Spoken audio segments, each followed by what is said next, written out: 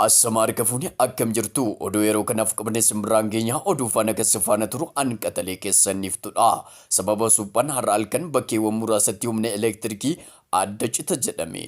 Tiraansfoormariin buufata raabsa Meeksikoo suphan atamtamaa kan taasifamuuf ta'uun hordofee har'a halkan bakkeewwan muraasatti tajaajilli elektirikii adda cita jechuun humni elektirikii Itoophiyaa ibseera.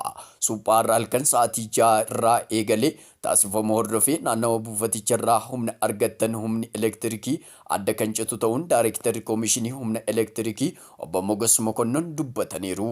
Haaluma kanaan naannawa Meeksikoo gamtaa Afrikaa qeeraa dambal masqal filaawor addabaabaayii masqalaa fi kan kana fakkaatanitti humna elektirikii adda cituun ibsameera.